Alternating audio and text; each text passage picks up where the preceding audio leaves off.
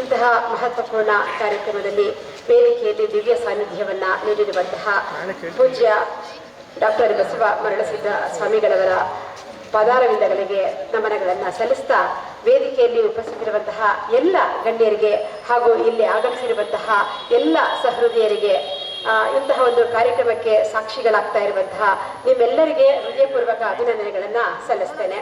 ನಮ್ಮ ಕನ್ನಡ ಸಾಹಿತ್ಯದಲ್ಲಿ ನಾಟಕಕ್ಕೆ ಅತ್ಯಂತ ವಿಶೇಷವಾದಂತಹ ಸ್ಥಾನಮಾನ ಇದೆ. ಬಹುತೇಕ ಭರತನ ನಾಟ್ಯಶಾಸ್ತ್ರದಿಂದಲೇ ಸುಮಾರು 2000 ವರ್ಷಗಳ ಹಿಂದಿನಿಂದಲೂ ನಾಟಕ ಒಂದು ಜನ ಮನದಲ್ಲಿ ಒಂದು ಅವಿಸ್ಮರಣೀಯ ಭಾಗವಾಗಿ ಬಂದಿದೆ. ಒಂದು ಮಾತು ಹೇಳುತ್ತೆ, ನಮ್ಮ ಜನ ಮಾತುಗಳನ್ನು ಕಲಿಯೋದಕ್ಕೆ ಮೊದಲು ಹಾವಭಾವದಿಂದಲೇ ತಮ್ಮ ಭಾವನೆಗಳನ್ನ ವಿನಿಮಯ ಮಾಡ್ಕೊಳ್ತಾ ಇದ್ದಲ್ಲ, ಆಗಿಂದಲೇ ಅಂದ್ರೆ ನಮ್ಮ ಆದಿಮಾನವನ ಕಾಲದಿಂದಲೇ ಈ ಒಂದು ನಾಟ್ಯ ಅಂತ ಅನ್ನೋದು ಅಥವಾ ನಾಟಕ ಸ್ವರೂಪ ಅಂತ ಅನ್ನೋದು ಹಾವಭಾವಗಳ ಮೂಲಕ ಮನಸ್ಸಿನ ಭಾವಗಳನ್ನ ಎಲ್ಲರಿಗೆ ತಲುಪಿಸುವಂತಹ ಈ ಒಂದು ಆಂಗಿಕ ಅಭಿನಯಗಳು ಆದಿಮಾನವನಿಂದಲೇ ರೂಪುಕೊಂಡು ಬಂದಿದ್ದಾವೆ. ಅದಕ್ಕೆ ಒಂದು ಸ್ವರೂಪವನ್ನು ಕೊಟ್ಟಂತಹವನು ಭರತ. ಅನಂತರದಲ್ಲಿ ನಮ್ಮ ಕನ್ನಡದಲ್ಲಿ ವಚನ ಯುಗ ಬರುವವರೆಗೆ ಕೂಡ ಸಾಕಷ್ಟು ಪ್ರಯೋಗಗಳಾಗಿದ್ರು ಅವುಗಳ ಬಗ್ಗೆ ಅಷ್ಟೊಂದು ವಿಶೇಷವಾದಂತಹ ದಾಖಲೆಗಳು ಆಗಿಲ್ಲ. ಆದರೆ ಶರಣ ಯುಗ ಎಲ್ಲ ವಿಷಯಗಳಲ್ಲಿ ಒಂದು ಪರಿಪೂರ್ಣತೆಯನ್ನ ಪರಿಪೂರ್ಣ ವಿವರಣೆಯನ್ನ ಕೊಟ್ಟ ಹಾಗೆ ನಾಟಕ ವ್ಯವಸ್ಥೆಗೆ ಕೂಡ ಒಂದು ಒಳ್ಳೆಯ ಆಯಾಮವನ್ನ ಕೊಟ್ಟಿದೆ. ಇವತ್ತು ನಾವು ಗುರುತಿಸಬಹುದು. ನಗೆಯ ಮಾರಿತಂದೆ, ಬಹುರೂಪಿ ಚೌಡಯ್ಯ, ಈ ರೀತಿಯ ಶರಣರು ಜನಗಳ ಮಧ್ಯದಲ್ಲಿ ಇಂತಹ ನಾಟಕಗಳನ್ನ ಆಂಗಿಕ ಅಭಿನಯಗಳನ್ನ ಮಾಡೋದ್ರ ಮೂಲಕ ಜನರಲ್ಲಿ ಧಾರ್ಮಿಕ ಸಮನ್ವಯವನ್ನ ಸಾಂಸ್ಕೃತಿಕ ಸಮನ್ವಯವನ್ನ ಮೂಡಿಸ್ತಾ ಇದ್ರು ಅಂತ ಅನ್ನೋದನ್ನ ನಮಗೆ ಶರಣ ಸಾಹಿತ್ಯದ ಇತಿಹಾಸ ತಿಳಿಸ್ಕೊಡುತ್ತೆ.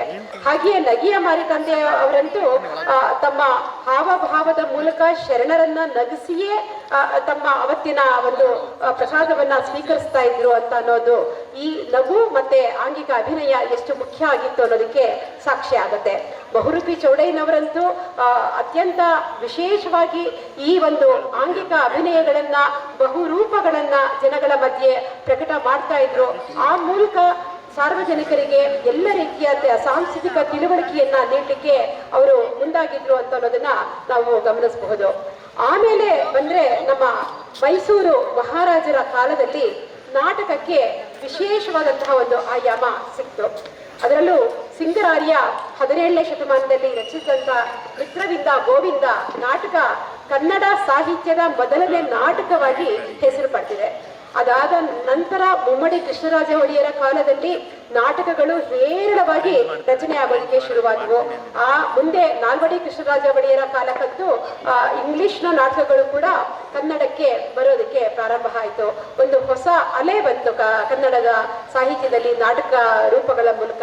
ಮತ್ತೆ ಅದಕ್ಕೂ ಹಿಂದೆ ರಂಗಭೂಮಿಯಲ್ಲಿ ನಮ್ಮ ಜನಪದ ರಂಗಭೂಮಿಯಲ್ಲಿ ಪುರಾಣಗಳ ಪಾತ್ರಗಳನ್ನ ಮತ್ತೆ ಬೇರೆ ಬೇರೆ ಪಾತ್ರಗಳನ್ನ ರಂಗಭೂಮಿ, ಮೂಡಲ್ಪಾಯ ಮತ್ತೆ ಬಯಲಾಟ ಈ ರೀತಿಯಲ್ಲಿ ಕೂಡ ಜನರ ಮನಸ್ಸಿಗೆ ಪುರಾಣದ ಸಂಗತಿಗಳನ್ನ ಅವತ್ತಿನ ಸಾಂಸ್ಕೃತಿಕ ಸಂಗತಿಗಳನ್ನ ಮುಟ್ಟಿಸುವಂತಹ ಪ್ರಯತ್ನಗಳು ಆಗ್ತಾ ಇದ್ವು. ಸ್ವತಂತ್ರ ಹೋರಾಟ ಕಾಲದಲ್ಲಂತೂ ಈ ಒಂದು ಬಯಲಾಟ ಮತ್ತೆ ನಾಟಕ ಸ್ವರೂಪಗಳು ಜನರಿಗೆ ಸ್ವಾತಂತ್ರ್ಯದ ಬಗೆಗಿನ ಒಂದು ಕಾಳಜಿಯನ್ನ ಮುಟ್ಟಿಸೋದಕ್ಕೆ ಪ್ರಧಾನ ಪಾತ್ರವನ್ನ ವಹಿಸಿದ್ವು.